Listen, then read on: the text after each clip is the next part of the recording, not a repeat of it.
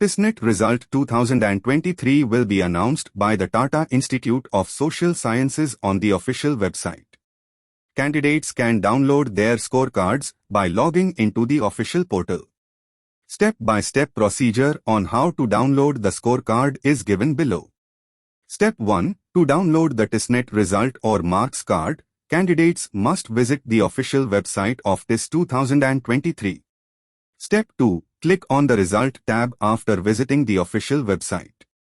Step 3. To check the TISSNET result, candidates should provide the correct login details. Step 4. After providing valid login credentials, such as ID password or application number, the candidate can view the TISSNET result 2023. And finally, Step 5. Take the printout of the TISSNET scorecard, which will be required at the time of counseling. The candidates must cross-check their details on the TISSNET scorecard. Below are the details that will be available on the scorecard.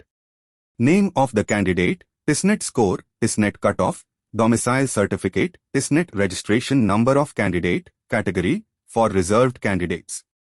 And qualifying status, yes/no.